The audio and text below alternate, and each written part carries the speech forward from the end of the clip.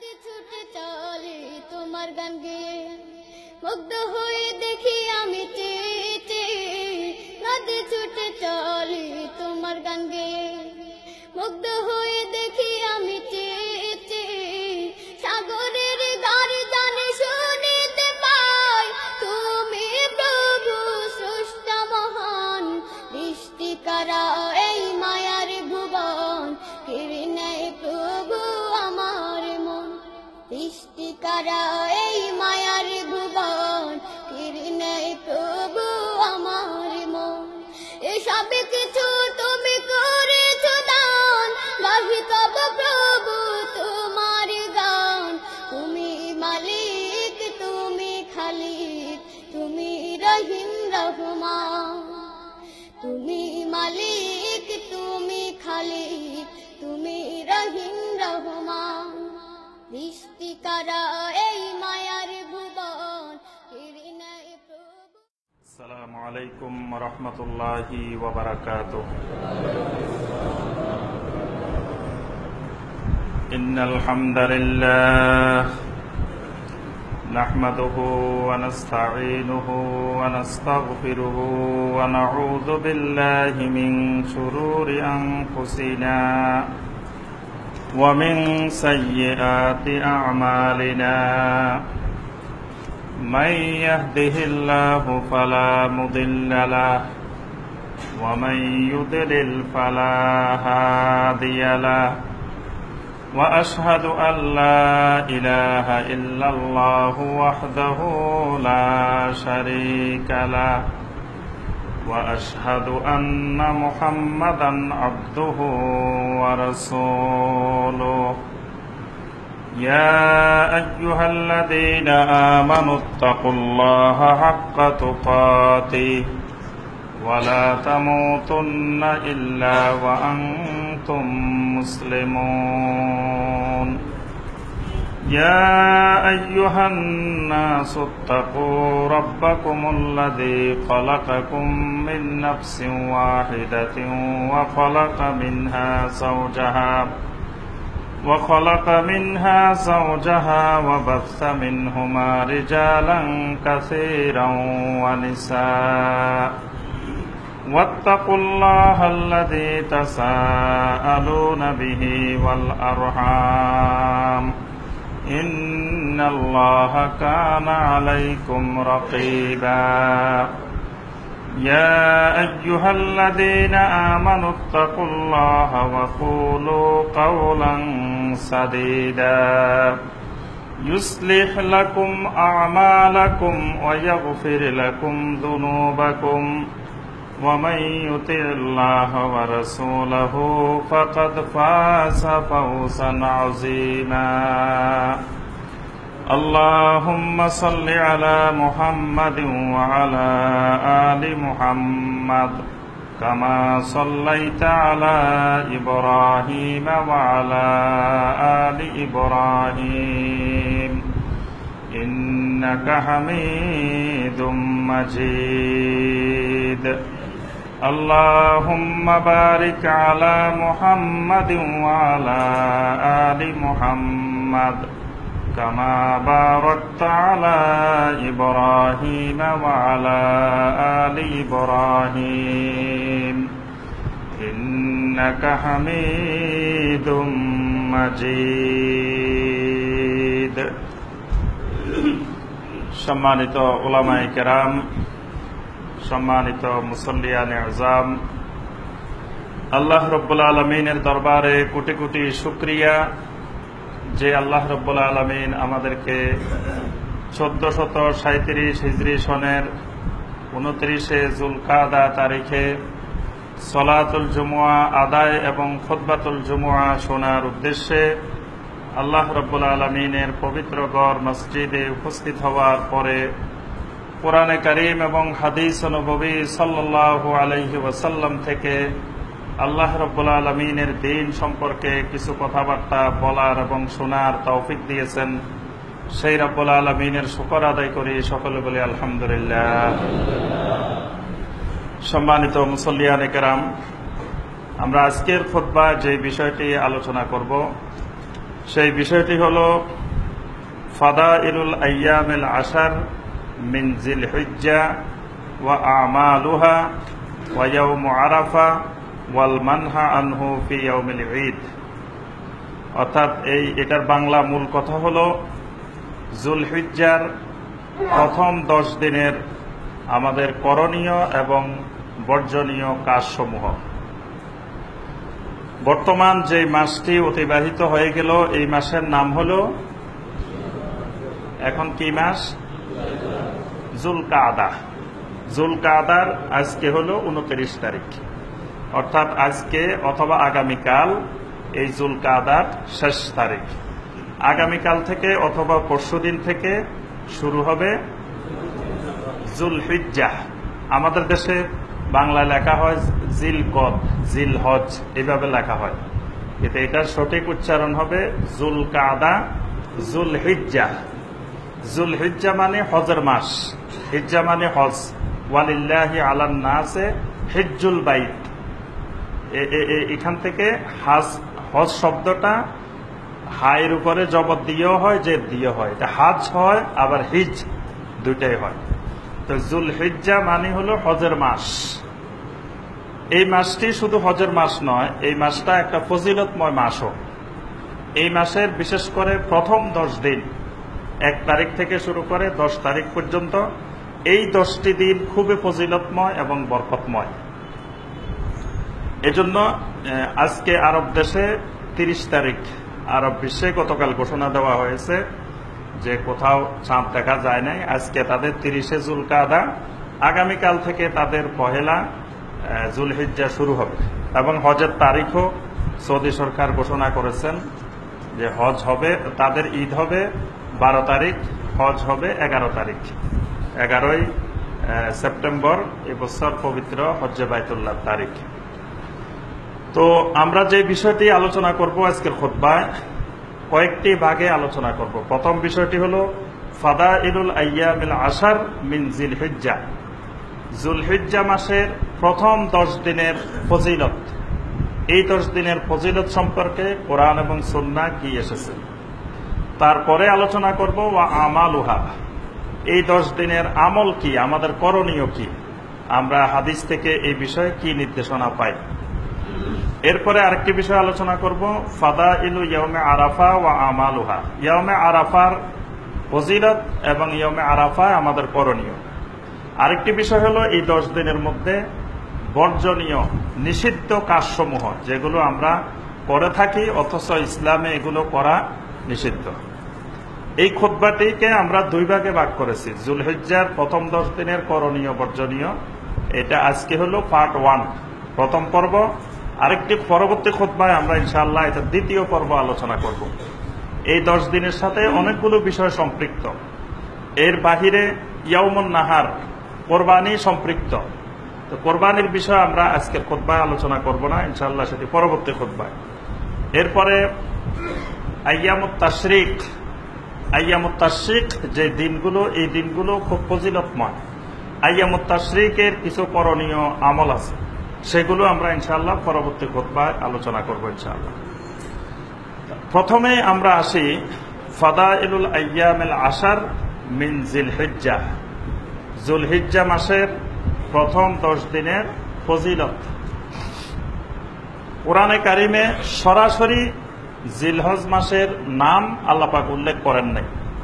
কোরআনে কারিমে একটি মাসের নাম উল্লেখ আছে। কোন মাস? রমাদান।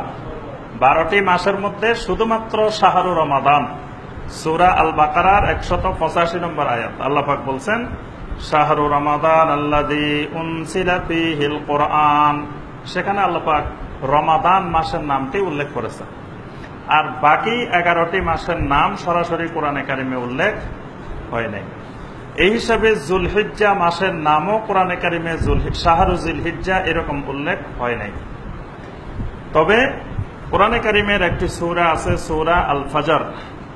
সূরা আল ফজরের প্রথমে আল্লাহ রাব্বুল আলামিন ওয়া লায়ালিন আশর, 10 রাত্রির কসম করেছেন।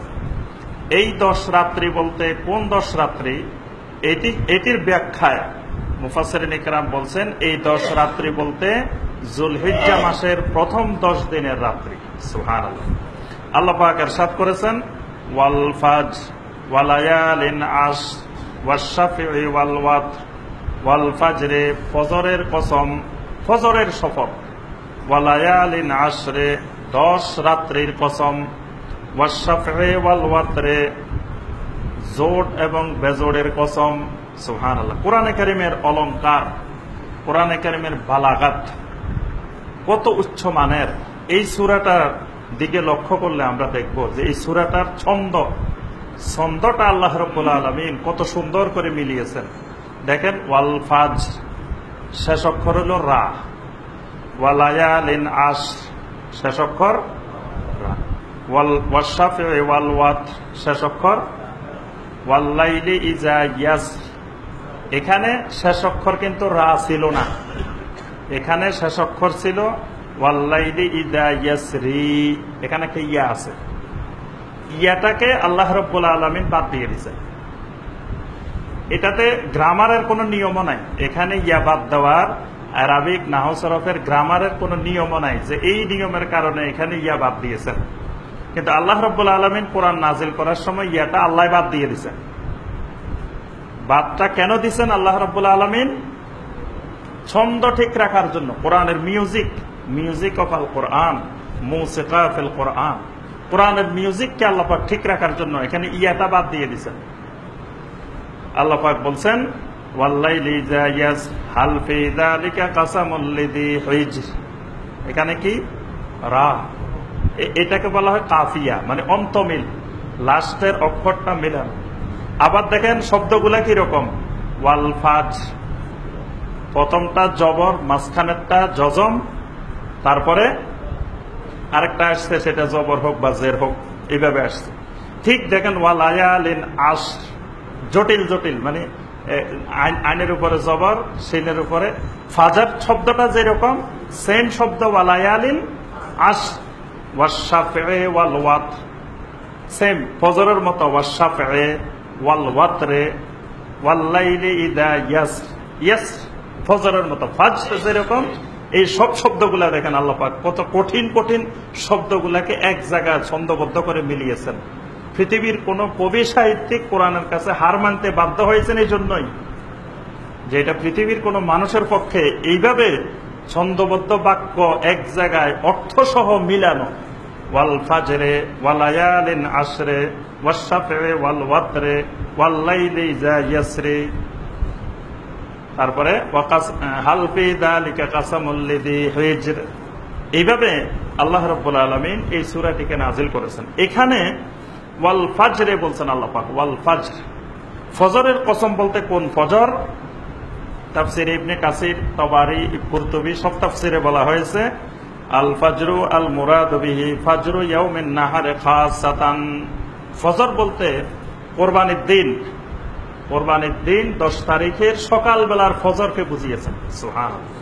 ওই দিনের ফজরটা খুবই গুরুত্বপূর্ণ, কারণ ওই ফজরের পরেই তো ঈদের নামাজ হবে, কোরবানি হবে, ফজর দিয়ে ওই দিনের ইবাদত স্টার্ট হবে।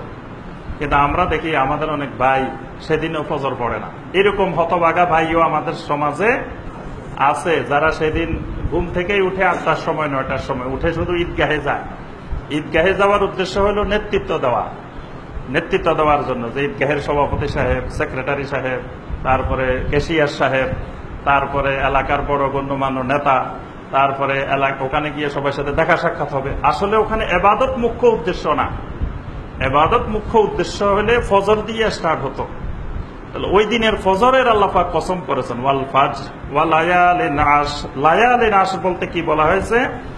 আব্দুল্লাহ ইবনে আব্বাস রাদিয়াল্লাহু তাআলা আনহুমা, আব্দুল্লাহ বিন আব্বাসের 2 বড় ছাত্র মুজাহিদ এবং কাতাদা, তারা সহ সকলেই বলছেন যে এই লায়ালিল আশর বলতে আল মুরাদু বিহা আশারু জিলহিজ্জা, যুলহিজ্জার প্রথম 10 দিন, প্রথম 10 রাত্রিকে আল্লাহ রাব্বুল আলামিন বুঝিয়েছেন। ওয়াশ-শাফঈ ওয়াল ওয়াতরে, জোড় এবং বেজোড়ের কসম। এখানে আব্দুল্লাহ ইবনে আব্বাস রাদিয়াল্লাহু তাআলা আনহুমা, ইকরিমা, দহাক সবাই বলছেন ভিতির বলতে 9 তারিখকে বোঝানো হয়েছে, অর্থাৎ ওয়াশাফে জোট বলতে 10 তারিখ আর বিতির বলতে 9 তারিখ। 10 এবং 9 এই দুটাকে আল্লাহ বলছেন ওয়াশাফে ওয়াল ওয়াতরে। 10 তারিখ হলো জোট তারিখ, ওই দিন হলো ইয়াউমুন নাহার, আর বিতির হলো 9 তারিখ ইয়াউমে আরাফা। এই জন্য আল্লাহ পাক ওয়াশাফে ওয়াল ওয়াতরের শপথ করছে। তাহলে আমরা এখানে দেখি আল্লাহ পাক কোরআনে কারিমে গুরুত্বপূর্ণ জিনিসগুলা দিয়ে শপথ করেন। এই 10 দিন গুরুত্বপূর্ণ বলেই আল্লাহ পাক ওয়ালায়ালিন আশর বলে 10 দিনের শপথ করেছেন। নবী সাল্লাল্লাহু আলাইহি সাল্লাম থেকে এই 10 দিনের ফজিলত সংক্রান্ত অনেকগুলো হাদিস আসছে। সহিহ আল বুখারীতে 969 নম্বর হাদিস, তিরমিজির 757 নম্বর হাদিস, আব্দুল্লাহ ইবনে আব্বাস রাদিয়াল্লাহু তাআলা আনহুমা থেকে হাদিসটি বর্ণিত।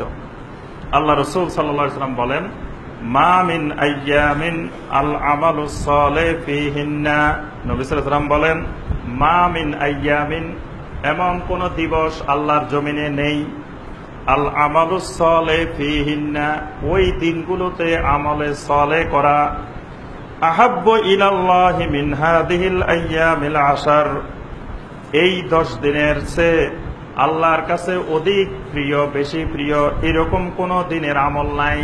সুবহানাল্লাহ।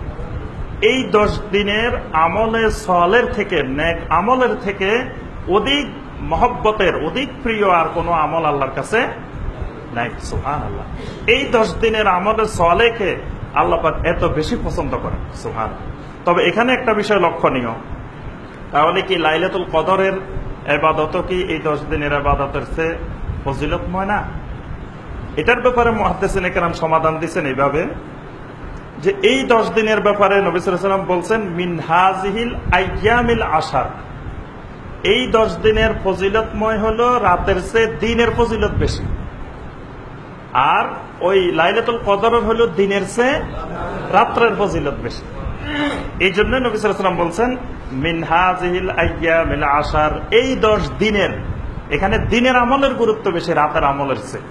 এই জন্য এই 10 দিন রাত জাগরণ করে ইবাদত করতে বলা হয়নি, কিন্তু ওই লাইলাতুল কদরে রাত্রি জাগরণ করে ইবাদত করতে বলা হয়েছে, সেখানে রাতটা ফজিলতময় বেশি, আর এখানে দিনগুলো ফজিলতময় বেশি। এজন্য দেখেন এই 10 দিনের যত ইবাদত এগুলো সব কিন্তু দিনে। কোরবানি কি রাত্রে না দিনে? তারপরে ইয়াউমে আরাফার রোজা রাখবেন রাত্রে না দিনে? এরপর আইয়ামে তাশরিকের তাকবীর, এখানে যতগুলো আমল আছে সব আমল দিনে।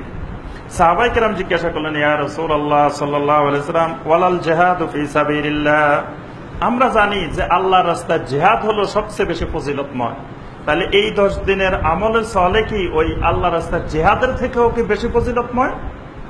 নবী সাল্লাল্লাহু আলাইহি ওয়াসাল্লাম বললেন, ওয়ালাল জিহাদু ফি সাবিলিল্লাহ, জিহাদ ফি সাবিলিল্লাহর ফজিলত এই 10 দিনের আমলে সালের সমান নয়। সুবহানাল্লাহ। মানে আল্লাহর রাস্তায় জিহাদের থেকেও এই 10 দিনের আমলে সালেহ আল্লাহর কাছে বেশি প্রিয়। সুবহানাল্লাহ।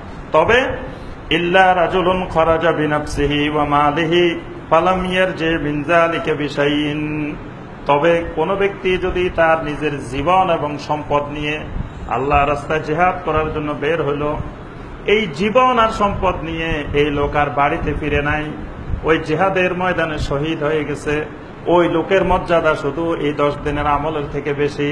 সুবহানাল্লাহ।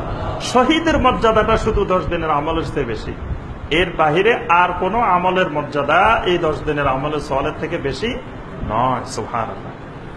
আরেকটি হাদিস এসেছে মুসনাদে ইমাম আহমদের মধ্যে 132 নম্বর হাদিস, আব্দুল্লাহ ইবনে ওমর রাদিয়াল্লাহু তাআলা আনহুমা থেকে হাদিসটি বর্ণিত।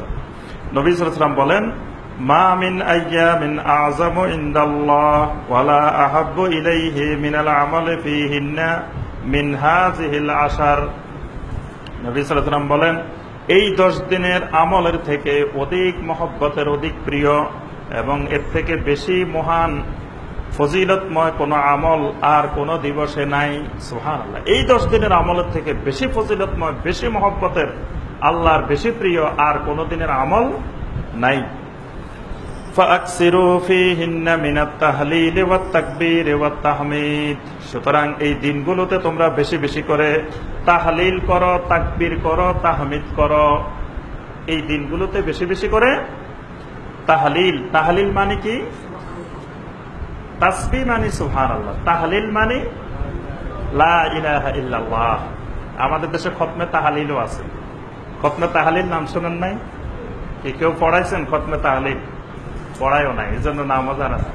এই খতমের বেশি প্রচলন হইল ওইদিকে, বিশেষ করে মানে দক্ষিণ অঞ্চলে, যে হ্যাঁ নোয়াখালী, চট্টগ্রাম, তারপরে কুমিল্লা, চাঁদপুর, ওইসব এলাকায় খতমে তাহালিল, বিশেষ করে মানুষ মারা গেলে এই খতম বেশি পড়া হয়।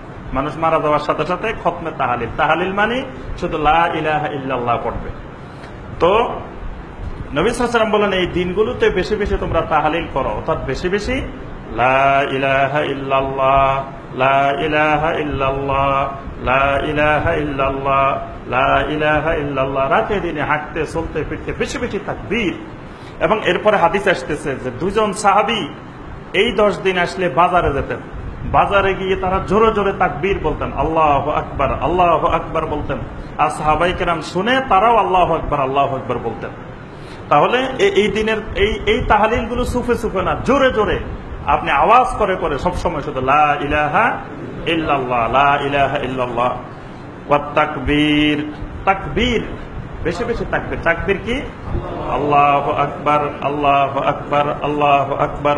ওয়াত তাহমিদ, তাহমিদ হলো আলহামদুলিল্লাহ, আলহামদুলিল্লাহ, আলহামদুলিল্লাহ। আরেকটা রওয়ায়াতে তাসবিহও আসছে, মিনাত তাসবিহ, বেশি বেশি করে সুবহানাল্লাহ, সুবহানাল্লাহ। তাহলে বেশি বেশি সুবহানাল্লাহ, আলহামদুলিল্লাহ, আল্লাহু আকবার, লা ইলাহা ইল্লাল্লাহ, এই জিকিরগুলো বেশি বেশি করার জন্য নবী সাল্লাল্লাহু আলাইহি ওয়াসাল্লাম নির্দেশ দিয়েছেন। এইগুলো 10 দিনের ফজিলত। এবার আসি আমরা এই 10 দিনের আমল, করণীয় কি আমাদের? করণীয় হলো একটা, সেটা হলো আল আমালুস সালেহ। নবী সাল্লাল্লাহু আলাইহি ওয়াসাল্লাম বলছেন এই 10 দিনের আমলে সালেহ আল্লাহ রাব্বুল আলামিনের কাছে সবচেয়ে বেশি প্রিয়, পছন্দনীয়। তাহলে কাজ হলো একটাই, সেটা আমলে সালেহ। এখন আমলে সালেহ কোনগুলা? তাহলে বোঝা যায় আমল 2 রকমের। এক ধরনের আমল আছে আমলে সালেহ, আরেক ধরনের আমল আছে আমলে গায়রে সালেহ। মানে একটা হলো কবুলযোগ্য আমল, আরেকটা হলো কবুলযোগ্য বিহীন আমল। মানে একটা কবুলযোগ্য, এই আমলটা করলে আল্লাহর দরবারে কবুল হবে। আরেকটা আমলও আছে যে আমল করা হবে কিন্তু আল্লাহর দরবারে কবুল হবে না। মানে যেটা কবুলযোগ্য আমল, সালেহ মানে সলাহিয়ত, সলাহিয়ত মানে যোগ্যতা অর্জন করা।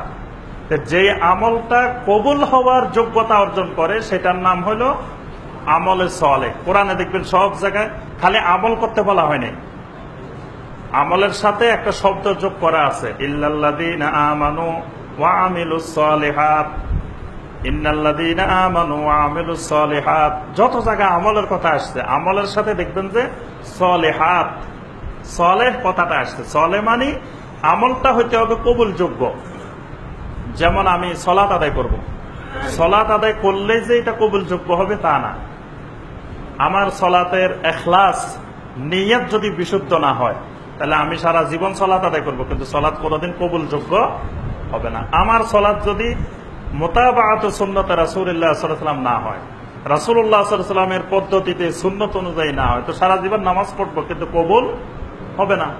আমার সালাতের মধ্যে যদি রিয়ার আশঙ্কা থাকে, মানুষকে দেখানোর উদ্দেশ্য থাকে, তাহলে সারা জীবন সালাত আদায় করতে পারবো কিন্তু সেটা আমলে সালেহ হবে না। এই জন্যই নবী সাল্লাল্লাহু আলাইহি ওয়াসাল্লাম বলছেন যে এই 10 দিনের আল্লাহর কাছে সবচেয়ে বেশি প্রিয় হলো আল আমালুস সালেহ ফীহিন্না, আমালুস সালেহ। তবে আমলুস সালেহ তো অনেক, সেখান থেকে আমরা হাদিসের আলোকে দেখব কয়েকটি আমলকে আমরা বেশি গুরুত্ব দিতে পারি, যেটা সাহাবায়ে কেরাম এই আমলগুলোকে বেশি গুরুত্ব দিতেন, আমরাও সেগুলোকে গুরুত্ব দেওয়ার চেষ্টা করব ইনশাআল্লাহ। প্রথমে যেটি গুরুত্ব দিব, সহিহ মুসলিমের 1977 নম্বর হাদিস, উম্মে সালামা রাদিয়াল্লাহু তাআলা আনহা থেকে বর্ণিত। তিনি বলেন, আল্লাহ রাসূল সাল্লাল্লাহু আলাইহি ওয়াসাল্লাম বলেছেন, ইজা রাআইতুম হিলাল যিলহিজ্জা, যখন তোমরা যিলহিজ্জা মাসের নতুন চাঁদ দেখবে, ওয়া আরাদা আহাদুকুম আন ইউদাহিয়া, এবং তোমাদের কেউ যদি এই যিলহিজ্জা মাসে কোরবানি দেওয়ার ইচ্ছা পোষণ করে, যে নিয়ত করছে, ইচ্ছা পোষণ করেছে যে কোরবানি করবে, আল্লাহর রাস্তায় পশু কোরবানি দিবে, এই নিয়ত আছে এবং জিলহজ্জের চাঁদও দেখা গেছে। তাহলে সে কি করবে? ফালইউমসিক আন শারিহি ওয়া আযফারিহি, সেই যেন তার চুল, মাথার, তার শরীরের চুল এবং তার নখগুলোকে স্পর্শ না করে। ছাপ দেখার সাথে সাথে কোরবানি করা পর্যন্ত এই সময়ের ভিতরে সেই যেন তার হাতের পায়ের নখগুলো এবং মাথা, তারপরে মুখমণ্ডল থেকে শুরু করে যত চুল আছে শরীরে, এই চুল যেন স্পর্শ না করে। তাহলে এটা হলো 1 নম্বর আমলে সালেহ। তবে এই আমলে সালেহটা সবার জন্য না, এটা হলো শুধুমাত্র ওয়া আরাদা আহাদুকুম আন ইউদাহিয়া, যারা কোরবানি করবে, যাদের পক্ষ থেকে কোরবানি, সেটা পুরুষও হতে পারে মহিলাও হতে পারে। কোরবানি যারা করবে না তাদের জন্য এটা সুন্নত নয়। এই সুন্নতটা হলো যারা কোরবানি করবেন তাদের জন্য জিলহজ্জের চাঁদ দেখা থেকে শুরু করে কোরবানি করা পর্যন্ত। 10 তারিখে আপনি কোরবানি করার পরে কাটতে পারবেন। কোরবানি করার আগ পর্যন্ত নখ কাটা যাবে না, তারপরে মাথা চুল কাটা যাবে না, গোপ কাটা যাবে না, বা শরীরের কোনো অঙ্গ প্রত্যঙ্গের কোনো চুল স্পর্শ করা যাবে না। তাহলে কি এই এতদিন পর্যন্ত লম্বা লম্বা নখ চুল সব নিয়ে থাকবে? তার অর্থ হলো ওই চাঁদ ওঠার আগে পরিষ্কার করে ফেলতে হবে সব। যেমন আজকে করে ফেলবেন বা কালকে তো নিশ্চয়তা নাই, এজন্য উত্তম হলো আজকে সূর্যাস্তের আগেই নখ পরিষ্কার করে ফেলবেন, গোপ পরিষ্কার করে ফেলবেন, শরীর থেকে সব পরিষ্কার পরিচ্ছন্ন করে ফেলবেন। বাস, আর এই 10 দিন আপনি এগুলোর মধ্যে হাত দিবেন না। এটা নবী সাল্লাল্লাহু আলাইহি সাল্লামের একটি গুরুত্বপূর্ণ সুন্নাহ। এরপরে করণীয় বিষয় হলো আত-তাওবাহ। যেহেতু এই 10 দিন ফজিলতময় দিন, এই 10 দিনের আমল সালেহ আল্লাহর কাছে বেশি প্রিয়, তাহলে এই 10 দিন তাওবা করলে সেটাও আল্লাহ রাব্বুল আলামিনের কাছে অত্যন্ত প্রিয়। তাওবা কবুলের সম্ভাবনা বেশি। এই জন্য আমরা এই দিনগুলোতে আল্লাহর কাছে খালেস ভাবে তাওবায়ে নসুহা, খালেস তাওবা, নির্ভেজাল তাওবা। আমরা ইতিপূর্বে তাওবার ব্যাখ্যা দিয়েছি অনেকবার, যে ব্যাখ্যা কিভাবে করতে হবে। সূরা তাহরিমের 8 নম্বর আয়াতে আল্লাহ পাক বলেছেন, ইয়া আইয়ুহাল্লাযীনা আমানু তুবু ইলাল্লাহি তাওবাতান নাসুহা, হে ঈমানদারগণ আল্লাহর নিকটে তওবা করো, তাওবাতান নাসুহা। তাওবাতান নাসুহা অর্থ হলো তাওবাতান খালেসা, খালেস তাওবা, উপকারী তাওবা, কল্যাণময় তাওবা, যেই তাওবার সাথে লৌকিকতার সম্পর্ক নাই। তাওবার সম্পর্ক হলো খালেস ভাবে আল্লাহর সাথে আর বান্দার সাথে, এরকম নির্ভেজাল তাওবা। 3 নম্বর করণীয় বিষয় হলো আল হজ্জ ওয়াল উমরাহ। এই দিনগুলো যেহেতু বেশি বেশি ফজিলতময়, সুতরাং যাদের পক্ষে সম্ভব তারা এই দিনগুলোতে উমরা করবে বেশি বেশি এবং হজ পালন করবে। 4র্থ করণীয় বিষয় হলো এই দিনগুলোতে ফরজ ওয়াজিব আমলগুলোকে খুবই গুরুত্ব সহকারে আদায় করা। অর্থাৎ ফরজ ওয়াজিব আমল তো সারা বছরে আদায় করতে হবে, তবে এই 10 দিন ফরজ ওয়াজিব আমলগুলোকে খুবই গুরুত্ব দিয়ে করা এবং বেশি বেশি নফল ইবাদত বন্দেগী করা। কারণ আল্লাহ রাব্বুল আলামিনের মহব্বত এবং আল্লাহ পাকের মুকাররাবিন নৈকট্য প্রাপ্ত হতে হলে নফল ইবাদত বেশি বেশি দরকার। আল্লাহ পাক বলছেন, ইয়া আইয়ুহাল্লাযীনা আমানুত্তাকুল্লাহা ওয়াবতাগু ইলাইহিল ওয়াসিলা, হে ঈমানদারগণ ইত্তাকুল্লাহ। ইত্তাকুল্লাহ মানে ফরজ ওয়াজিব পালন করো, হারাম থেকে বিরত থাকো, এটাই হলো ইত্তাকুল্লাহ। আর ওয়াবতাগু ইলাইহিল ওয়াসিলার অর্থ হলো বেশি বেশি নফল ইবাদত করো, নফল নামাজ, নফল রোজা, নফল সাদাকা, তারপরে নফল ইবাদত বন্দেগী, জিকির আজকার, এই নফল ইবাদত বেশি করার জন্য আল্লাহ পাক নির্দেশ দিয়েছেন। তাহলে আল্লাহ বলছেন লাআল্লাকুম তুফলিহুন, তোমরা সফল হবে। আল্লাহ রাসূল সাল্লাল্লাহু আলাইহি ওয়াসাল্লাম হাদিসের মধ্যে ইরশাদ করেন, ওয়ামা তাকাররাবা ইলাইয়া আবদি বিশাইইন আহাব্বু ইলাইয়া মিম্মা ইফতারাতুহু আলাইহি, আমার বান্দা যখন ফরজ ইবাদতগুলো পালন করতে থাকে তখন আমার বান্দা আস্তে আস্তে আমার নিকটে মহব্বতের হয়ে যায়। সুবহানাল্লাহ। ওয়ামা ইয়াজালু আবদি ইয়াতাকাররাবু ইলাইয়া বিন-নওয়াফিল হাত্তা উহিব্বুহু, ফরজ ইবাদত যখন বান্দা করে তখন বান্দা আমার দিকে আগায়, যখন নফল ইবাদত শুরু করে তখন আমি আল্লাহ তার দিকে আগাই। সুবহানাল্লাহ। হাত্তা উহিব্বুহু, এমনকি শেষ পর্যন্ত আমি আমার ওই বান্দাকে ভালোবেসে ফেলি। সুবহানাল্লাহ। তাহলে ফরজ ইবাদত হলো আমার পক্ষ থেকে আল্লাহর দিকে ভালোবাসার মাধ্যম, আর নফল ইবাদত হলো আল্লাহর দিক থেকে বান্দাকে ভালোবাসার মাধ্যম। সুবহানাল্লাহ। এজন্য শুধু ফরজ ইবাদতের উপরে যথেষ্ট হয়ে বসে থাকা যাবে না, ফরজ ইবাদতের পাশাপাশি নফল বেশি বেশি করে নফল নামাজ, তারপরে নফল রোজা, নফল সদাকা, নফল জিকির আজকার। পঞ্চম যে আমলটি করব সেটি হলো জিক্রুল্লাহ আজ্জা ওয়া জাল্লা। এই দিনগুলোতে আল্লাহর জিকির বাড়াইয়ে দিতে হবে। জিকির কোনগুলা? ইতিপূর্বে ওই হাদিসে আসছে যেগুলা, তাসবিহ, তাহমিদ, তাকবীর, তাহলিল, সুবহানাল্লাহ, আলহামদুলিল্লাহ, আল্লাহু আকবার, লা ইলাহা ইল্লাল্লাহ। তবে অসম্পূর্ণ জিকির না, যেমন আল্লাহু আকবার না, আমি যদি আল্লাহ বাদ দিয়ে শুধু আকবার আকবার আকবার জিকির করি তাহলে হবে না। আল্লাহু আকবার পুরা বাক্যের জিকির। সুবহানাল্লাহ, আমি সুবহানের সাথে আল্লাহ বাদ দিয়ে দিলাম, সুবহান সুবহান সুবহান জিকির করলাম, জিকির হবে না। তারপরে আলহামদুলিল্লাহ, লিল্লাহ বাদ দিয়ে আলহামদু আলহামদু আলহামদু জিকির করলে পুরা বাক্যের জিকির। ঠিক একই রকম লা ইলাহা ইল্লাল্লাহ, এখানেও শুধু অর্ধেক অর্ধেক ভাঙ্গি ভাঙ্গি ইল্লাল্লাহ ইল্লাল্লাহ না, লা ইলাহা ইল্লাল্লাহ। এটাই আমাদের দেশের প্রসিদ্ধ জিকির, ইল্লাল্লাহর জিকির। বর্তমানে আবার অনেক ওলামায়ে কেরাম বলেন যে এটা তো গ্রামারের দিক থেকে ভুল নাই। গ্রামারের দিক থেকে ভুল আছে এই কথা তো আমরা বলি নাই, পৃথিবীর কোনো আলেমও বলে নাই যে এটাতে গ্রামারের ভুল আছে। গ্রামারের ভুল হইলে তো এটা তাওহীদের বাক্যই হইতো না। এটার গ্রামার ব্যাকরণ ঠিক আছে বলেই তো এটা একটা তাওহীদের বাক্য, লা ইলাহা ইল্লাল্লাহ। এটার গ্রামার ব্যাকরণ ঠিক নেই, ঠিক আছে, কিন্তু গ্রামার ব্যাকরণ দিয়ে তো ইসলাম হয় না। আমি গ্রামারের দিক থেকে সুন্দর করে যদি ব্যাকরণ ঠিক করে যদি বাক্য বানাই জিকির বানাই, সেটাকে ইবাদত হবে। ইবাদত হবে নবী সাল্লাল্লাহু আলাইহি ওয়াসাল্লাম করছেন কিনা, সাহাবায়ে কেরাম করছেন কিনা। যদি নবী সাল্লাল্লাহু আলাইহি ওয়াসাল্লাম সাহাবীদেরকে নিয়ে বা নবী সাল্লাল্লাহু আলাইহি ওয়াসাল্লাম একা একা ইল্লাল্লাহ ইল্লাল্লাহ করতেন বা সাহাবায়ে কেরাম ইল্লাল্লাহ ইল্লাল্লাহ করতেন, সেটাই আমাদের দলিল। ব্যাকরণ ঠিক থাকুক আর নাই থাকুক, ব্যাকরণ ঠিক নাই কিন্তু আমার রাসূল করছেন, ওইটাই সুন্নাহ। কিন্তু ব্যাকরণ সব ঠিক আছে কিন্তু রাসূল করেন নাই, সাহাবায়ে কেরাম করেন নাই। সেটা যত ব্যাকরণ, গ্রামার, আর্টিকেল, বালাগাত সব ঠিক থাকুক, কিন্তু সেটা আমাদের জন্য সুন্নাত নয়। এজন্য জিকির করতে হবে পুরা বাক্যের, সম্পূর্ণ বাক্যের। সুবহানাল্লাহ পুরা একটা বাক্য, আলহামদুলিল্লাহ, আল্লাহু আকবার, লা ইলাহা ইল্লাল্লাহ। কেউ কেউ আবার দলিল দেন যে আমি ইল্লাল্লাহ বলতেছি, আগে তো লা ইলাহা আমার মনের ভিতরে আছে, লা ইলাহা মনে আছে, ইল্লাল্লাহ প্রকাশ্যে বাহ্যিকভাবে করতেছে। নামাজের যে তাকবীর গুলা দিই আমরা প্রথম থেকে শেষ পর্যন্ত, কতবার আমরা আল্লাহু আকবার আল্লাহু আকবার বলি না? তাহলে ইমাম সাহেবের উচিত হলো আল্লাহ বাদ দিয়ে শুধু আকবার আকবার আকবার বলা। আল্লাহ তো সবার মধ্যে আছে, সবার মনে আছে না? তাহলে কি নামাজ হবে না?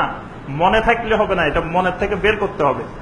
তবে কথা হলো আমাদের পূর্ববর্তী ওলামায়ে কেরাম, তাহলে তারা ইল্লাল্লাহ ইল্লাল্লাহ জিকির কেন করতেন, এটারও ব্যাখ্যা আছে। পূর্ববর্তী আমাদের সালফে সালেহিন ওলামায়ে কেরাম যারা ছিলেন, তারা এই ক্ষেত্রে ভুল করেন নাই, তারা সহি কাজ করছে। সেই সহি কাজটা কি? একজন হিন্দু যখন মুসলমান হয়, নতুন একটা নব মুসলিম হয়, তখন নব মুসলিমের যদি আপনি কালেমা পড়াইতে যান, তারা যদি বলেন আশহাদু আল্লাহ ইলাহা ইল্লাল্লাহু ওয়াহদাহু লা শারীকা লা ওয়া আশহাদু আন্না মুহাম্মাদান আবদুহু ওয়া রাসূলুহু, আপনি খুব সুন্দর করে বলে গেলেন। বলার পরে যদি হিন্দু ভাইকে বলেন, সে মুসলমান হচ্ছে, তখন মুসলিম ভাই হচ্ছে, নব মুসলিম ভাই, তাকে বলে দেন আপনি পড়েন, সে পড়তে পারবে? সে তো জীবনে এটা শুনেই নেই। তাহলে তাকে কিভাবে পড়াইতে হবে? বলেন আশহাদু আল্লাহ ইলাহা ইল্লাল্লাহু ওয়াহদাহু লা শারীকা লাহু ওয়া আশহাদু, এভাবে ভাঙিয়ে ভাঙিয়ে বলতে হবে না? আমাদের পূর্বপুরুষেরা এক সময় লা ইলাহা ইল্লাল্লাহ পুরা বাক্য একসাথে উচ্চারণ করতে পারত না। তাদেরকে ওই যুগের ওলামায়ে কেরাম বলতো যে বলেন সবাই লা ইলাহা, সবাই বলতো লা ইলাহা লা ইলাহা লা ইলাহা, এটা মুখস্থ করাইতো। তারপরে বলতো যে বলেন ইল্লাল্লাহ ইল্লাল্লাহ ইল্লাল্লাহ, এইভাবে মুখস্থ করানোর জন্য তারা এই কাজটা করতেন। তারা এইভাবে ভাঙ্গিয়ে ভাঙ্গিয়ে শিখাইতেন। বলেন মুহাম্মাদুর মুহাম্মাদুর মুহাম্মাদুর, ওই যে নুরানি পড়ায় যে দেখেন না, উচ্চারণ করে বলেন মুহাম্মাদুর, একেবারে গলার ভিতর থেকে ছাত্রদেরকে 100 বার উচ্চারণ করায়। ঠিক ওই সময় ওলামায়ে কেরাম আমাদের পূর্বপুরুষদেরকে, তারা লেখাপড়া জানতেন না, কিছু জানতেন না, কোরআনে কারীম পড়তে জানতেন না, তাদেরকে এই তাওহীদের বাক্য শেখানোর জন্য এইভাবে ভাঙ্গি ভাঙ্গি শিখাতেন যে বলেন লা ইলাহা ইল্লাল্লাহ ইল্লাল্লাহ। তো ওই ইল্লাল্লাহ ইল্লাল্লাহ মানে তারা জিকির চালু করছেন এটা না, তারা আমাদের পূর্ববর্তী ওলামায়ে কেরাম এই উপমহাদেশে তারা ইল্লাল্লাহ শিখানোর জন্য, কালেমা শিখানোর জন্য তারা এই পদ্ধতিটা অবলম্বন করছে। তবে আমরা জিকির করব লা ইলাহা ইল্লাল্লাহ, পুরাটার জিকির করব, কিছু মনের ভিতরে রাখবো, কিছু বাহির করব না, সবটাই বাহির করব অথবা সবটাই ভিতরে থাকবে। আচ্ছা ঠিক আছে, আমরা যদি এই যে মুরগি জবাই করি না, মুরগি জবাই করার সময়, গরু জবাই করার সময় কি বলি? বিসমিল্লাহ আল্লাহু আকবার। এখন আপনি ইচ্ছাকৃত যদি ছেড়ে দেন, আমার মনে তো আছে, ইচ্ছাকৃত ছেড়ে দিলেন, ভুলবশত মুমিনের অন্তর থেকে মুমিন যদি না বলে তাহলে হানাফি মাযহাবের দৃষ্টিতে হবে। কিন্তু ইচ্ছাকৃত যদি আপনি বলেন যে আমার মনের ভিতরে তো বিসমিল্লাহ আছে, আল্লাহু আকবারও আছে, এটা বলার দরকার কি? মানুষকে শুনাইতে হবে কেন? আমার মনে মনে আছে, তাহলে কি আপনার এটা জবাই হবে? এটা কোনো মাযহাবে জবাই হবে না। ইচ্ছাকৃত যদি বিসমিল্লাহ ছেড়ে দেয়, আল্লাহর নাম ছেড়ে দেয়, তাহলে মনের ভিতরে থাকলে হবে না, হয় এটা মনের থেকে সব বাহির করতে হবে অথবা সবটাই মনের ভিতরে থাকতে হবে। এটা অর্ধেক বাহির করলাম, অর্ধেক লুকাই রাখলাম। আরেকটা প্রবণতা হলো আমরা কি করি, আমাদের মুরব্বীদের কাজকে হালাল বানানোর জন্য যত কৌশল দরকার আমরা সেই কৌশল অবলম্বন করি। আসলে আমরা মনে করি যে মুরব্বীরা ইল্লাল্লাহ জিকির করছেন, এখন আমরা যদি বলি যে না ইল্লাল্লাহ জিকির করা যাবে না, তাহলে মুরব্বীরা ভুল করছেন প্রমাণিত হয়। তারা ভুল করেন নাই, তাদের অবস্থা আর আমাদের অবস্থা অনেক পার্থক্য আছে। তারা যে অবস্থায় এই দেশে দিন কায়েম করছেন, দিনের প্রসার করছেন, বর্তমান প্রেক্ষাপট সম্পূর্ণ ভিন্ন। তারা দেশকে দেশ পালকিতে করে যাইতেন। এখন আমরা কত অত্যাধুনিক যানবাহনে, প্রাইভেট কারে করে দাওয়াতি কাজ করতে যাই, দাওয়াত দিতে যাই নোয়াখালী। ওই সময় পীর সাহেবেরা বিভিন্ন অঞ্চল থেকে নোয়াখালী যাইতে হইলে কিভাবে যেতেন? সে নৌকায় করে, পালকিতে করে, তারপরে গরুর গাড়িতে করে, কত কষ্ট করে যাইতেন। সেই সময়কার অবস্থা আর বর্তমান অবস্থা কি এক? সেই সময়কার মানুষ ওই জানতেন না, তাদেরকে শিখানোর জন্য তারা বিভিন্ন কৌশল অবলম্বন করতেন। তারা তখন তাদেরকে মনে করতেন যে এক লোক ক্লাস 1-এ পড়ে নাই, তাকে যদি আমি অনার্সে ভর্তি করাইতে নিয়ে যাই, ওই সময়ের মানুষ ছিল তারা ক্লাস 1, 2, 3ও জানান নাই, তারা কোনো অক্ষর জ্ঞানে ছিল না। তাদেরকে দিন শিখানো আর পিএইচডি ডিগ্রিধারীদেরকে দিন শিখানো দুইটাকে এক জিনিস।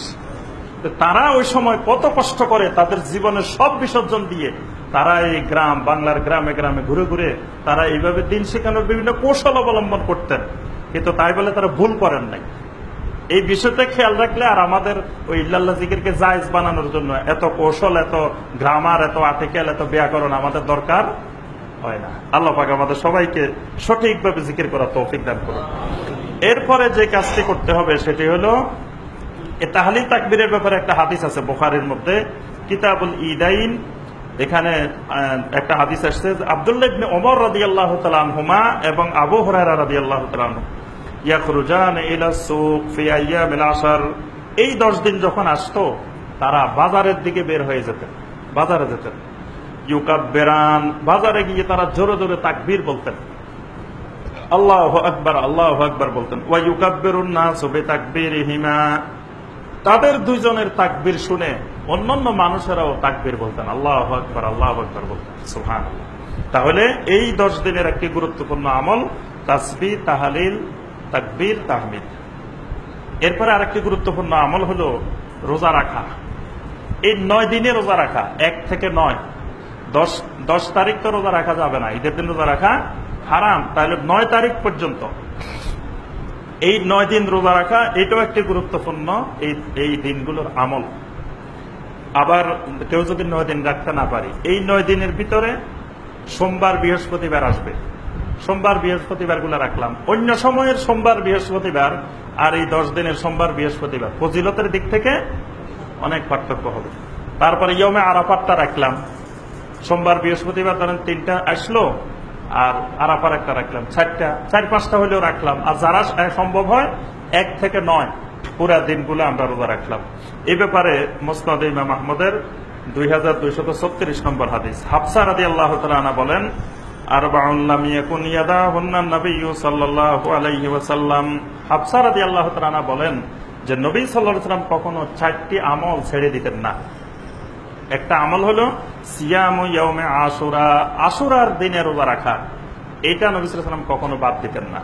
ওয়াল আসর মানে এই জিলহজ্জের প্রথম 10 দিন রোজা রাখতে, মানে প্রথম 1 থেকে 9 পর্যন্ত এই দিনগুলোতে রোজা রাখা, এটা নবী সাল্লাল্লাহু আলাইহি ওয়াসাল্লাম ছেড়ে দিতেন না। অর্থাৎ নবী সাল্লাল্লাহু আলাইহি ওয়াসাল্লাম পহেলা যুলহিজ্জা থেকে 9 যুলহিজ্জা পর্যন্ত 9 দিনেই রোজা রাখতেন। ওয়া সালাসাতু আইয়ামিন মিন কুল্লি শাহর, প্রত্যেক মাসে, প্রতি মাসে 3 দিন, 13 তারিখ, 14 তারিখ, 15 তারিখ। ওয়ার রাকাতাইনে ক্বাবলাল গাদাত, ফজরের নামাজের আগে 2 রাকাত নামাজ, এটাও নবী সাল্লাল্লাহু আলাইহি ওয়াসাল্লাম কখনো বাদ দিতেন না। তো ফজরের সুন্নতটা সফরে থাকলেও নবী সাল্লাল্লাহু আলাইহি ওয়াসাল্লাম এটা বাদ দিতেন না কোনো অবস্থায়। তাহলে এই 4টি আমলের একটা আমল হলো এই 10 দিনের মধ্যে 9 দিন রোজা রাখা।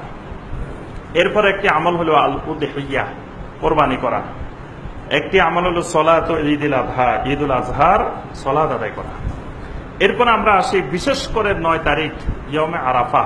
ইয়মে আরাফার ফজিলত সহিহ মুসলিমের 1348 নম্বর হাদিস, আয়েশা রাদিয়াল্লাহু তাআলা আনহা বর্ণনা করেন, মা মিন ইয়াউমিন আকসারা মিন আইয়াতাকাল্লাহু ফীহি আবদাম মিনান নার মিন ইয়াউমি আরাফা। নবী সাল্লাল্লাহু আলাইহি ওয়াসাল্লাম বলেন, পৃথিবীতে এমন কোন দিন নেই যেই দিন আল্লাহ রাব্বুল আলামিন এত বেশি বান্দাকে জাহান্নামের আগুন থেকে মুক্তি দেন মিন ইয়াউমি আরাফা, আরাফার দিনের থেকে। সুবহানাল্লাহ, আরাফার দিন থেকে বেশি মানুষকে জাহান্নাম থেকে মুক্তি দেওয়া হয়, এইরকম কোন দিন নাই। তাহলে বোঝা যায় লাইলাতুল কদরের রাত্রিতেও এত মানুষকে জাহান্নাম থেকে মুক্তি দেওয়া হয় না যত মানুষকে ইয়মে আরাফার দিনে আল্লাহ পাক মুক্তি দেন। কারণ ওই দিন এক ময়দানেই তো আপনার 40-50 লাখ, সে 40-50 লাখ যদি আল্লাহ মাফ করেন এক ময়দানে, আবার আছেন সারা দুনিয়াতে লক্ষ লক্ষ মুসলিম সেদিন আল্লাহর কাছে ইস্তেগফার করতেছে, দোয়া করতেছে। সেদিন তো সবার জন্য ফজিলতময়, হাজীদের জন্য যেমন ফজিলতময়, যারা গায়রে হাজী, আমরা যারা বাংলাদেশে আছি তাদের জন্য ফজিলতময়। তাহলে আল্লাহ পাক সেদিন সবাইকে মাফ করতেছেন, হাজীরকেও মাফ করতেছেন, গায়রে হাজীদেরকেও মাফ করতেছেন। এই জন্য নবী সাল্লাল্লাহু আলাইহি ওয়াসাল্লাম বলেন, এই দিনের চেয়ে বেশি সংখ্যক কোন বান্দাকে আল্লাহ জাহান্নামের আগুন থেকে মুক্তি দেন না। সুবহানাল্লাহ। সহিহ মুসলিমের 1163 নম্বর হাদিস, নবী সাল্লাল্লাহু আলাইহি ওয়াসাল্লাম এই দিনে রোজা রাখার ফজিলত বর্ণনা করে বললেন, সিয়ামু ইয়াউমি আরাফা আহতাসিবু আলাল্লাহি আন ইউকাফফিরা সানাতাল্লাতী ক্বাবলাহু ওয়া সানাতাল্লাতী বা'দাহু। নবী সাল্লাল্লাহু আলাইহি ওয়াসাল্লাম বলেন, ইয়াউমে আরাফার দিনে সিয়াম পালন করা, এটি অতীতের 1 বছরের গুনাহ এবং ভবিষ্যতের 1 বছরের গুনাহ কাফফারা হওয়ার জন্য যথেষ্ট হয়ে যায়। সুবহানাল্লাহ। মানে অতীতের 1 বছরের গুনাহ আল্লাহ মাফ করে দেন, ভবিষ্যতের 1 বছরের গুনাহ আল্লাহ পাক মাফ করে দেন। সুবহানাল্লাহ। আরেকটি হাদিস এসেছে সহিহ আল বুখারী 4606 নম্বর হাদিস, ইহুদিরা এসে একবার ওমর রাদিয়াল্লাহু তাআলা আনহুকে বললেন, ইন্নাকুম তাকরাউনা আয়াতান লাউ নুজিলাত ফিনা লাত্তাখাযনাহা ঈদা। ইহুদিরা এসে ওমর রাদিয়াল্লাহু তাআলা আনহুকে বললেন, তোমরা এমন একটি আয়াতে কারিমা তেলাওয়াত করো, এই আয়াতটা যদি আমাদের উপরে নাজিল হইতো আমরা ওই দিনটাকে ঈদের দিন বানাই ফেলতাম। সুবহানাল্লাহ। এরকম আয়াত যদি আমাদের তাওরাতে আসতো তাহলে আমরা ওই দিনকে ঈদের দিন ঘোষণা দিতাম। তখন ওমর রাদিয়াল্লাহু তাআলা আনহু বললেন, ইন্নী লা আ'লামু হাইসু উনজিলাত। ওমর রাদিয়াল্লাহু তাআলা আনহু বললেন, আমি তোমার থেকে আরো ভালো করে জানি এই আয়াতটা কখন নাজিল হয়েছে। ওয়া আইনা কানা রাসূলুল্লাহ সাল্লাল্লাহু আলাইহি ওয়াসাল্লাম হিনা উনজিলাত, কোথায় রাসূলুল্লাহ সাল্লাল্লাহু আলাইহি ওয়াসাল্লামের উপরে আয়াতটা নাজিল হয়েছে, কখন নাজিল হয়েছে, এই সম্পর্কে আমি তোমার থেকে আরো বেশি জানি। সুবহানাল্লাহ। ইয়াউমে আরাফা ওয়া ইন্না ওয়াল্লাহি বিআরাফা। ওমর রাদিয়াল্লাহু তাআলা আনহু বলেন, এই আয়াতে কারিমাটা নাজিল হয়েছে আরাফার দিনে। আল্লাহর কসম, যখন নবী সাল্লাল্লাহু আলাইহি ওয়াসাল্লামের উপরে আয়াতটি নাজিল হচ্ছিল আমি নবী সাল্লাল্লাহু আলাইহি ওয়াসাল্লামের পাশেই ছিলাম। সুবহানাল্লাহ। আরাফার ময়দানে যখন নবী সাল্লাল্লাহু আলাইহি ওয়াসাল্লামের উপরে এই আয়াতটা নাজিল হচ্ছিল তখন আল্লাহর কসম আমি নবী সাল্লাল্লাহু আলাইহি ওয়াসাল্লামের পাশেই ছিলাম। সেই আয়াতটা কোনটা? সূরা আল মায়েদার 3 নম্বর আয়াত। আল্লাহ পাক বলছেন, আল ইয়াউমা আকমালতু লাকুম দীনাকুম ওয়া আতমামতু আলাইকুম নি'মাতি ওয়া রাদিতু লাকুমুল ইসলাম দীনা। সুবহানাল্লাহ। আল্লাহ পাক যে গুরুত্বপূর্ণ কথাটা বলছেন, অন্য কোন শরীয়ত, অন্য কোন দিনকে আল্লাহ পাক এইভাবে বলেন নাই। আল ইয়াউমা আকমালতু লাকুম দীনাকুম, আজকের এই দিনে তোমাদের জন্য তোমাদের দিনকে আমি পরিপূর্ণ করে দিলাম। সুবহানাল্লাহ। এইরকম পরিপূর্ণ দিন এটা আল্লাহ পাক আর কোন নবীর উম্মতকে দেন নাই, শুধু আমাদেরকে আল্লাহ পাক বিশেষ নেয়ামত হিসাবে উম্মতে মুহাম্মদ সাল্লাল্লাহু আলাইহি ওয়াসাল্লামকে একটা পরিপূর্ণ শরীয়ত, পরিপূর্ণ দ্বীন, যেটার মধ্যে এক জাররা পরিমাণ, সামান্য পরিমাণ কোনো ঘাটতি আল্লাহ পাক রেখেন নাই, পুরোপুরি একবারে পরিপূর্ণ করে দিয়েছেন। ওয়া আতমামতু আলাইকুম নিয়ামাতি, তোমাদের উপরে আমার নিয়ামতকে পরিপূর্ণ করে দিলাম। সুবহানাল্লাহ, আল্লাহর নিয়ামতকে আল্লাহ পাক একেবারে কানায় কানায় ভরে দিয়েছেন। ওয়া রাদিতু লাকুমুল ইসলাম দীনা, তোমাদের জন্য ইসলামকে আমি দ্বীন হিসাবে মনোনীত করে দিলাম। সুবহানাল্লাহ। এই আয়াতটা যেদিন নাজিল হয়েছে, ইহুদিরা বলতেছে যে আমরা ঈদের দিন বানাইতাম। তাহলে আমরা যদিও ঈদের দিন বানাই নাই, কিন্তু ঈদের দিনের থেকে বেশি ফজিলত 9 তারিখ আর 10 তারিখ। 9 তারিখ আর 10 তারিখের মধ্যে কিন্তু 10 তারিখের থেকে 10 তারিখ আমাদের ঈদের দিন, 9 তারিখ ইয়মে আরাফা। তাহলে কিন্তু এই আয়াতটা নাজিল হওয়া এটাও একটা কারণ যে ইয়মে আরাফার ফজিলত, মানে দিনটা যেমন ফজিলত, আয়াতটাও আল্লাহ নাজিল করেছেন ওই রকম। মানে আমরা বলি না সোনায় সোহাগা, যেমন দিন আয়াতও ওই রকম আল্লাহ পাক ওই দিনটাতে নাজিল করছেন। ইয়মে আরাফার দিনে নবী সাল্লাল্লাহু আলাইহি ওয়াসাল্লামের উপরে নাজিল করা হয়েছে। তাহলে আমরা সহজে বুঝতে পারি ইয়মে আরাফা একটি গুরুত্বপূর্ণ ফজিলতময় দিন। তাহলে এই দিনে আমাদের করণীয় কি? এই দিন সিয়াম পালন করা, রোজা রাখা। তবে হাজী সাহেবেরা রাখবে না, যারা আরাফার ময়দানে উপস্থিত থাকবে তারা সেদিন রোজা রাখতে পারবে না। যারা আরাফার ময়দানে উপস্থিত থাকবে না তাদের জন্য সেদিন সিয়াম। তারা ওই হাজীদের সাথে ইয়মে আরাফার সাথে একাত্মতা ঘোষণা করবে যে ভাই আমরা আরাফাতে যাইতে পারি না, কিন্তু আমরাও তোমাদের সাথে আছি, যদিও বাংলাদেশে আছি কিন্তু তোমাদের সাথেই আছি। সুবহানাল্লাহ। আচ্ছা, এরপরে আসি আমরা এই 10 দিনের বর্জনীয় কাজসমূহ। সংক্ষেপে আমরা কয়েকটি কাজ বলবো যেগুলো এই 10 দিনে আমাদের সমাজে ব্যাপক হারে চলে, অথচ এগুলো কোরআন সুন্নাহর দিক থেকে নিষিদ্ধ বিষয়। একটি বিষয় হলো এই 10 দিনে আমরা গুরুত্বপূর্ণ আমল করতে গিয়ে কোরবানি করা একটি গুরুত্বপূর্ণ আমল। কোরবানির ফজিলত আমরা মাসাইল ইনশাআল্লাহ পরে আলোচনা করব। তো এই কোরবানি করতে গিয়ে দেখা যায় আমরা অনেকগুলো ভুল ত্রুটি আমরা করে ফেলি। যেমন কোরবানির গরু নিয়ে প্রতিযোগিতা, এটা একটা নিষিদ্ধ আমল। কোরবানি খালেস ভাবে আল্লাহর জন্য, আল্লাহর কাছে লা ইয়ানালাল্লাহু লুহুমুহা ওয়ালা দিমাউহা, কোরবানির গোশত আল্লাহর কাছে যায় না, রক্ত আল্লাহর কাছে যায় না, যায় কি? ইয়ানালুহু তাকওয়া মিনকুম, তাকওয়াটা যায়। তাহলে কোরবানির গরু মুখ্য বিষয় না, মুখ্য বিষয় কি? তাকওয়া। এখন কোরবানি করতে দিয়ে যায় যদি আমার তাকওয়ায় হারাই যায়, যে আমার আরেকজন আমার পাশের বাড়ি বা আরেক লোকে গরু কিনছে 70,000, আমাকে কিনতে হবে 80,000, তার থেকে কমপক্ষে 10,000 বেশি থাকতে হবে। এই মনোবৃত্তি নিয়ে মানে প্রতিদ্বন্দ্বিতা করে এবং দুনিয়ার মানে প্রদর্শন ইচ্ছা, যে আমার নিজেকে বড় করে জাহের করা, এইসব করে যদি আমরা প্রতিযোগিতা করে এই জাতীয় প্রদর্শন করে আমরা গরু কিনি কোরবানি করার জন্য, যদিও ইবাদতের জন্য, কিন্তু সেই ইবাদত আল্লাহর কাছে কবুল হবে না। কারণ ইবাদতের মধ্যে যদি রিয়া থাকে, লোক দেখানোর কোনো সামান্যতম অংশ থাকে, সামান্যতম ইচ্ছাও থাকে, তাহলে আল্লাহ পাক সেই ইবাদত কবুল করেন না। আল্লাহ পাক বলবেন যে তুমি মানুষ দেখানোর জন্য করছো, তো মানুষে তো দেখছে, আমার কাছে আবার কি? মানুষকে দেখানোর তোমার উদ্দেশ্য ছিল, তো মানুষ তো দেখছে তুমি এত টাকার গরু জবাই করছো, এই এলাকার মধ্যে সবচেয়ে বড় গরু, সবচেয়ে বেশি দামের গরু তুমি কিনছো, এটা তো মানুষ জানছে, দেখছে, তাহলে আর আমার কাছে কি? জনগণ থেকে পাইলে আল্লাহর কাছে পাওয়া যাবে না। মানে একই ব্যক্তির 2 জায়গা থেকে বেতন নিতে পারবে না, এটা আমাদের দেশের রুলস আছে যে এক ব্যক্তি 2 জায়গা থেকে বেতন নেওয়া যায় না, বেতন নেওয়া নিষিদ্ধ। বরং এক জায়গায় বেতন নিতে হয়, অন্য জায়গায় সম্মানী নিতে হয়, ভাতা নিতে হয়, 2 জায়গায় বেতন নেওয়া যায় না। তাহলে আমি যদি 2 জায়গায় চাই, মানুষের কাছেও চাই, আল্লাহর কাছেও চাই, তা আল্লাহ পাক এটা দিবেন না। এজন্য কোরবানি খালেস ভাবে লিল্লাহি সুবহানাহু ওয়া তাআলা, আল্লাহর জন্য। এক্ষেত্রে মানুষের দিকে তাকানো কোনো অবস্থা যেমন আল্লাহ পাক আমাকে যে পরিমাণ সামর্থ্য দিয়েছেন, সে সামর্থ্যের আলোকে আমি চেষ্টা করব যথাসাধ্য করার জন্য। আমার সামর্থ্য আছে 1 লাখ টাকার কোরবানি দেওয়ার, সেখানে আবার আমি যদি মনে করি যে আমি 2,000 টাকা দিয়ে ছাগল একটা দিলেই তো হয়, তাহলে পরিবারের সবাই থেকে আদায় হয়ে যাবে, এটাও যেমন করা যাবে না। আবার সামর্থ্য আছে 10,000 টাকার, কিন্তু তাল মিলাইতে যাই 50,000 টাকা, সেটাও করা যাবে না।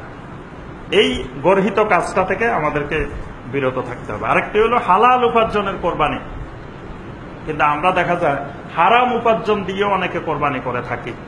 এটা সম্পূর্ণরূপে নিষিদ্ধ। হারাম উপার্জনের কোরবানি আল্লাহ পাক কবুল করবেন না। ইন্নাল্লাহ তাআলা তাইয়্যিবুন লা ইয়াকবালু ইল্লা তাইয়্যিবা। আল্লাহ পাক হালাল উপার্জনের কোরবানি ছাড়া, হালাল উপার্জনের ইবাদত ছাড়া আল্লাহ কবুল করেন না।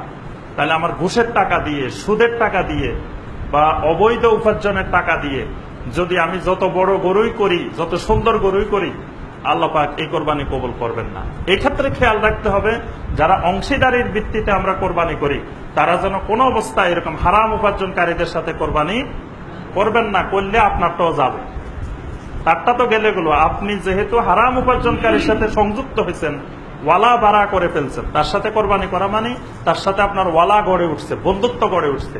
তা হারাম উপার্জনকারীকে আপনি বন্ধু হিসাবে গ্রহণ করছেন, এই জন্য আপনার কোরবানিও হবে না, অথচ আপনি হালাল উপার্জন দিয়ে করছেন। এই জন্য প্রকাশ্যে দিবালোকে যাদের ব্যাপারে জানেন যে এ সুদ খায় বা ঘুষ খায় বা এটা হারাম উপার্জন করে বিভিন্ন তরিকায়, তার সাথে কোরবানি করা যাবে না। তবে আপনি জানেন যে সে হালাল উপার্জন, সবকিছু দেখেন যে নামাজি খেয়াল রাখবেন, মানে আপনার হালাল উপার্জন হচ্ছে নামাজি আরো বেশি গুরুত্ব। কারণ যে আল্লাহর হকে আদায় করে না তার কোরবানি কিসের? কোরবানি কি ফরজ না ওয়াজিব? হ্যাঁ, আর নামাজ তো ফরজ নাই, ওয়াজিব। এশার নামাজের ফরজ পড়ে না, ভিতির পড়ে। কোন লোকে এশার ফরজ পড়লো না 4 রাকাত, কিন্তু ভিতির পড়ে, অথবা এশা পড়ে না, তারাবি পড়ে। তাহলে ওই লোকের তারাবি ভিতির যেমন কবুল হবে না, যে লোক নামাজ পড়ে না কোরবানি করলো তার কোরবানিও কবুল হবে না। সে তো ফরজে নাই, সে ওয়াজিব করার জন্য তাকে কে বলছে? ওয়াজিব তো পরে, ওয়াজিব আর ফরজ তো সমান না, কিছু বেশ কম আছে বলেই তো একটা ফরজ একটা ওয়াজিব। তাহলে আগে ফরজ তারপরে ওয়াজিব, তার ফরজে নাই কিন্তু সে ওয়াজিব নিয়ে মহাব্যস্ত, তার এশার নামাজ নাই, ভিতির নিয়ে তারাবি নিয়ে সে মহাব্যস্ত। এরকম কোরবানি নিয়ে যারা মহাব্যস্ত, এরকম মানুষের সাথে খবরদার কোরবানি করবেন না। খেয়াল রাখবেন যে বেনামাজের সাথে কোরবানি করে আপনার কোরবানিও বরবাদ। এই জন্য একদিকে খেয়াল রাখতে হবে নামাজি কিনা, আবার আপনি দেখলেন যে নামাজি সব দিকে ঠিক আছে, বাহ্যিক ভাবে আপনি জানলেন যে হালাল উপার্জনকারী, ভিতরে ভিতরে 2 নম্বরই আছে, তাহলে অসুবিধা নেই, এটা আল্লাহ মাফ করে দিবেন। কারণ ভিতরের অবস্থা আপনাকে অনুসন্ধান করার দায়িত্ব আল্লাহ পাক দেন নাই। বাহ্যিক ভাবে যদি মনে করেন যে হ্যাঁ এই লোক হালাল উপার্জনকারী, এই লোক নামাজি, তাহলে তার সাথে আপনি করতে পারেন। যদি অভ্যন্তরীণ তার হারাম কিছু থাকে সেটা আল্লাহ পাক মাফ করে দিবেন। এই বিষয়টা আমাদেরকে খেয়াল রাখতে হবে। এরপরে হলো আত-তাশাব্বু বিল মুশরিকিন, মুশরিকিনদের সাথে সাদৃশ্য। এই ঈদের দিন আসলে, ঈদের সময় আসলে মুশরিকদের সাথে আমাদের ঈদ মিলে যায়, ঈদ আর দুর্গাপূজা এক হয়ে যায়। মানে ঈদকে এমন ভাবে উদযাপন করি যেটা মনে হয় যে এটা অমুসলিমদের একটা অনুষ্ঠান।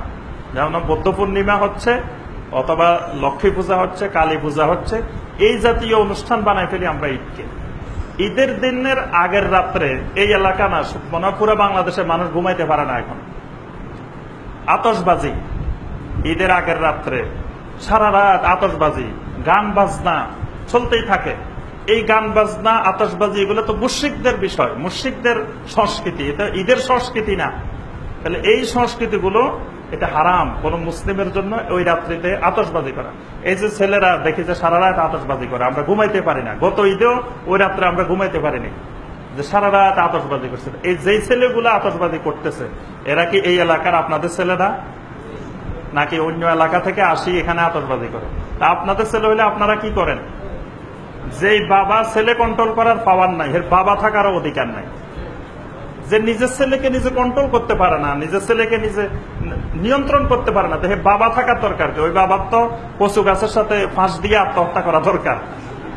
যে হে বাবা, অথচ হে ছেলে মানুষের ঘুম নষ্ট করতেছে, পুরা এলাকার মানুষের এটা বিরাট একটা জুলুম করতেছে না? রাত্রে মানুষ ঘুমাইতে পারতেছে না, আতশবাজি করতেছে, এই বোমা ফুটাইতেছে। এগুলা থেকেই তো সন্ত্রাসী তৈরি হচ্ছে, মাদকাসক্তি তৈরি হচ্ছে।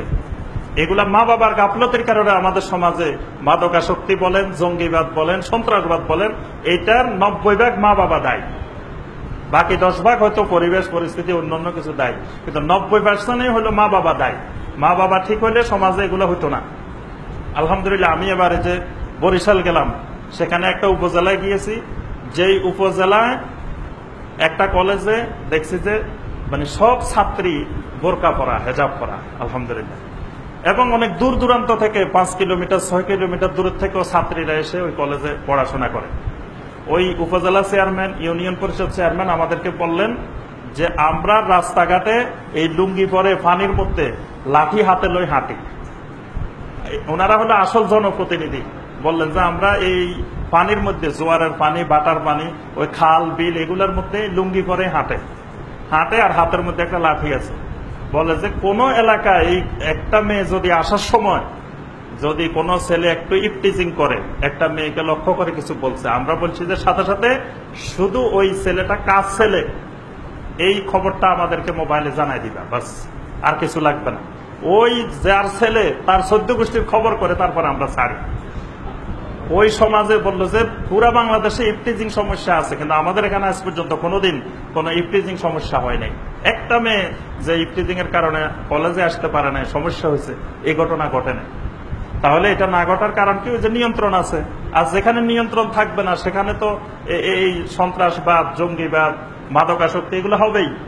তো এই জন্য আমি আপনাদেরকে অনুরোধ করব, মসজিদের ইমাম হিসাবে আমারও একটা বিরাট দায়িত্ব রয়েছে আপনাদেরকে সতর্ক করা, যে আপনাদের ছেলেদেরকে আপনারা নিজেরা নিয়ন্ত্রণ করেন, যে আপনারা ঈদের রাত্রিতে বন্ধ করে দেন। এগুলা কেন? এগুলো তো অমুসলিম সংস্কৃতি, এগুলো মুসলমানদের সংস্কৃতি না। যে সারা রাত কি আতশবাজি ফুটাবে, এটা কি দুর্গা পূজা, এটা কালী পূজা, এটা বৌদ্ধ পূর্ণিমা, এটা ঈদ উল আধা, এটা একটা ইবাদত। এবং ওই রাত্রি, ঈদের রাত্রি মানুষ নীরবে, নিস্তব্ধে, একান্তে আল্লাহর ইবাদত করবে, আল্লাহর কাছে কান্নাকাটি করবে। সেখানে এগুলা কি? এই অমুসলিম সংস্কৃতি, মুশরিকদের সংস্কৃতি। এরপরে দেখা যায় আমরা ঈদের দিন আসলে মুশরিকদের মতো আমরা সাজগোজ, সাজসজ্জা, ঘোরাফেরা, মনে হয় যে এটা একটা ইসলামী ইবাদত, ঈদ উল আজহা, সেটাই আমরা বলে যাই। অমুসলিমদের সংস্কৃতি গ্রহণ করে আমরা ঈদের দিন ওই স্টার প্লাসে কোন শাড়ি দেখাইছে, স্টার জলসায় কোনটা দেখাইছে, ওই শাড়ি, ওই জামা নিয়ে আমাদের মা বোনেরা মহাব্যস্ত যে ওইটা কিনতে হবে। এবং ঈদের দিন ওই জামা পরে পরে রাস্তায় মানুষকে দেখানোর জন্য বেপর্দাভাবে, অশালীনভাবে ঘুরে বেড়া। এই কাজগুলো এই মাসের নিষিদ্ধ কাজ। এই কাজগুলো থেকে আমাদেরকে বিরত থাকতে হবে। এরপরে এই মাসের নিষিদ্ধ কাজ যেটা বললাম, হেজাব লঙ্ঘন করা, পর্দা লঙ্ঘন করে সালাম করে আর সালামি নে। ঈদের দিন শাশিরে যায় সালাম করে, কি জন্য সালাম করে? সালামি নিতেছে ঈদের। শাশির সাথে সেদিন পর্দা লঙ্ঘন করা, এটা জায়েজ আছে? মামির সাথে পর্দা লঙ্ঘন করা, তারপরে এইভাবে অহরহ, মানে কোন পর্দার বালাই সেদিন নাই। ঈদের দিন মনে হচ্ছে আজকে উন্মুক্ত, পর্দা তর্দার আর দরকার নেই, কিছুই দরকার নেই। এটা ঈদের দিনে নিষিদ্ধ কাজ, হারাম কাজ। আল গানা ওয়াল মাজামির, গান বাজনা, অনেকে মনে করে নিয়েছে মনে হয় ঈদের দিন গান বাজনা করা জায়েজ হয়ে গেছে। ঈদের দিন অন্য দিন তো বাজায়, ঈদের দিন এমন জোরে বাজায় যে আমরা নিজেও জাহান্নামে একা যাবো কেন, এলাকা সবাই নিয়ে যাবো। মানে মনোভাবটা এরকম যে আমরা একা একা যাবো কেন, আমাদের এলাকায় যত মানুষ আছে সবাইকে নিয়ে একসাথে জাহান্নামে যাবো। এই জন্য এত জোরে মানে বাজায়। আর মুরব্বীরা মহা খুশি যে আমাদের ছেলেরা আধুনিক সংস্কৃতিবান হচ্ছে, যে ছেলেরা এখন গান বাজনা করতেছে, মা বাবা মহা খুশি। এটা ঈদের দিনের নিষিদ্ধ কাজ। আরেকটি গুরুত্বপূর্ণ নিষিদ্ধ কাজ বলে আমরা শেষ করতেছি খুতবা, সেটি হলো আসুরা আল ফটোগ্রাফিয়া।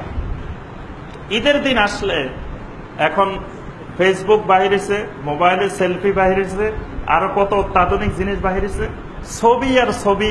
সেদিন আল্লাহু আকবার, খালি সকাল থেকে, মানে ঈদের দিন সকাল থেকে শুরু হয়েছে যে হাজার হাজার ছবি।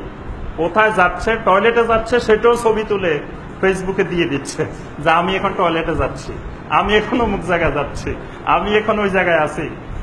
মানে সব জায়গার খবর জনগণকে জানানো, মানে তথ্যের আদান প্রদান, তথ্যের অবাধ প্রবাহ এমন শুরু করে দেয় ফেসবুকে, যেটা সম্পূর্ণরূপে হারাম। ছবি তোলাকে ইসলামে জায়েজ, শুধুমাত্র শর্ত সাপেক্ষে, বিশেষ প্রয়োজনে, জরুরিয়াতের ক্ষেত্রে জায়েজ। জরুরিয়াত ছাড়া ছবি তোলা জায়েজ নাই। তো জরুরিয়াত কোনটা? জরুরিয়াত হলো আপনি পাসপোর্ট বানাবেন, সেখানে আপনার একটা ছবি লাগবে, এটা জরুরিয়াত। আপনার আইডি কার্ড বানাবেন, সেখানে একটা ছবি লাগবে, সেটা জরুরিয়াত। আপনি বিদেশ যাবেন, সেখানে আপনার একটা ছবি তুলতে হবে, সেটা জরুরিয়াত। হজে যাবেন, সেখানে আপনার জরুরিয়াত। তারপরে দিনের দাওয়াত, তাবলীগ, এই উদ্দেশ্যে আপনি দিন প্রসারের জন্য সেটা আপনি করলেন। এরকম জরুরিয়াত যেগুলো, সেগুলোর ক্ষেত্রে ব্যতিরিকে ইস্তেজকারের জন্য, মানে নিজেকে স্মরণীয় করে রাখার জন্য, তারপরে আপনি এমনি কোনো উদ্দেশ্যবিহীন এমনি শুধু ছবি তুললেন আর প্রচার করলেন, এটা সম্পূর্ণরূপে হারাম। আল্লাহ রাসূল সাল্লাল্লাহু আলাইহি ওয়াসাল্লাম হাদিসের মধ্যে স্পষ্ট বলছেন, ইন্না আশাদ্দান নাসি আযাবান ইয়াউমাল কিয়ামাতি আল মুসাফফিরুন। সহিহ আল বুখারীর কিতাবুল লিবাসের মধ্যে এই হাদিস এসেছে। নবী সাল্লাল্লাহু আলাইহি ওয়াসাল্লাম বলেন, কিয়ামতের ময়দানে সবচেয়ে কঠিন আযাব হবে তাদের যারা আল মুসাফফিরুন, যারা এই ছবি তোলে, ছবি গ্রহণ করে, এদের কঠিন আযাব হবে কিয়ামতের ময়দানে। এরপরে নবী সাল্লাল্লাহু আলাইহি ওয়াসাল্লাম ছবি তুলতে এবং ছবি টাঙ্গাই রাখতে, ছবি তৈরি করতে, এগুলো নবী সাল্লাল্লাহু আলাইহি ওয়াসাল্লাম কঠোরভাবে নিষেধ করেছেন। তাহলে এই হারাম কাজটা যেটা আমাদের দরকার নাই, অথচ অবাধে আমরা ঈদের দিন এটা চালা দিচ্ছি। এবং অনেক ইসলামিক ভাই, আমাদের দিনই ভাই, নামাজ পড়েন, সহি আকীদার উপরে চলার চেষ্টা করেন, আমল, কিন্তু তারাও দেখি যে ঈদের দিন দলে দলে ছবি তুলতেছে আর দিতেছেন ফেসবুকে। আমি গত ঈদে দেখে তো অবাক, অনেককে মন্তব্য লিখে দিছি, কয়জনকে আর লিখবো, যে এই হারাম কাজটা অবাধে চলতে থাকে। এই বিষয়টা খেয়াল রাখতে হবে যে এটা সারা বছর যেমন হারাম, ঈদের দিনের জন্য এটা হারাম। ঈদের দিন বলে যে আপনি সেদিন সপরিবারে, অনেকে তো নাউজুবিল্লাহ নিজের ছবি তো দেয়, নিজের ওয়াইফের ছবি, মহিলাদের বেপরদা ছবি তার সাথে তুলে ফেসবুকে দিয়ে দিচ্ছে। তাহলে এটা কত বড় হারাম কাজ। এমনি তো ছবি তোলা একটা হারাম, আবার ওই বেপরদা মহিলাটাকে মানুষের কাছে প্রচার করা যে এটা আমার সুন্দরী স্ত্রী, মানুষ একটু দেখো, মানুষকে দেখাতে চায়, এটা তো আরো হারাম কাজ। এই হারাম কাজগুলো থেকে, ঈদের দিনের এই নিষিদ্ধ কাজগুলো থেকে আমরা বিরত থাকার চেষ্টা করব। আল্লাহ পাক আমাদের সবাইকে এই যুলহিজ্জার 10 দিনের সকল ফজিলত লাভ করার তৌফিক দান করুন। সকল নিষিদ্ধ কাজ থেকে আল্লাহ পাক আমাদেরকে বিরত থাকার তৌফিক দিন। আমিন ইয়া রাব্বাল আলামিন।